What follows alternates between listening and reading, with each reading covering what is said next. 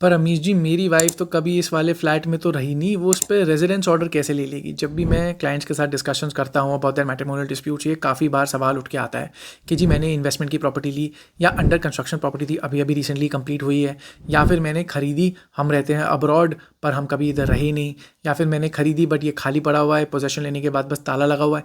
तो इसमें वाइफ कैसे रेजिडेंस ऑर्डर ले लेगी? अब देखिए, legally speaking you are right, क्योंकि वाइफ और आप कभी रहे नहीं हो, वाइफ वहाँ पे कभी रही नहीं है, तो technically under the definition of the domestic violence act shared house hold वहाँ पे रहना चाहिए पहले कभी।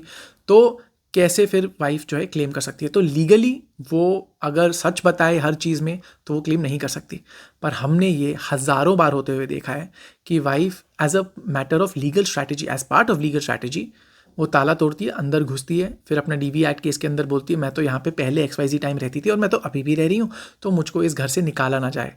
अब मैं हस्बैंड से पूछता हूँ, आप बताओ जी, एक बार आपकी वाइफ अंदर तोड़ के अंदर घुस गई तो आप किस तरह से प्रूव कर पाओगे कि हम यहाँ पे पहले कभी, जो वो बोलती है कि XYZ टाइम से XYZ टाइम रहे, से फॉर एग्जांपल मार्च 2023 से लेकर अप्रैल 2023 तक हम रहे, आप इसको डिस्प्रूव कैसे करोगे? और डिस्प्रूव करते करते जो टाइम पीरियड लगेगा, उसके बाद अगर आपने disprove by chance 1 in 100 situation कर भी दिया, तो क्या कोर्ट सालों से रहती हुई बीवी को फिर कहेगी कि ये फ्लैट खाली करो? होता नहीं है जी। तो वो गलत फहमी में मत रहो कि जी पहले कभी नहीं रहे तो वो क्लेम नहीं कर पाएगी, वो ताला तोड़ के अंदर घुस के वो क्लेम करेगी और उसके बाद आप धरे पे धरे रह जाओगे। तो एक है जी स्ट्रॉन्ग डिफेंस। मैं हमेशा क्लाइंट को कहता हूँ, अगर बेच दो प्रॉपर्टी वो बेस्ट है, बट बहुत ज़्यादा नुकसान में मत बेचो कि फ़ायदा ही नहीं हुआ। और दूसरा है, अगर बेच नहीं सकते तो किराए पे चढ़ा दो। किराएदार एक प्रॉपर फैमिली होनी चाहिए जिसको बीवी अंदर घुस के बाहर नहीं निकाल सकती धक्के दे के। तीसरा मैं कहता हूँ, अगर वो भी नहीं हो पा रहा है, कोई प्लॉट है या कोई मतलब अंडर कंस्ट्रक्शन है, या वहाँ पे कोई किराएदार नहीं मिल रहा है, किराएदार को ट्रस्ट नहीं कर सकते क्योंकि किराएदार भी कब्जा कर लेते हैं, तो कम से कम एक सिक्योरिटी गार्ड हो, CCTV रखो, जो कम से कम पुलिस को बुला ले।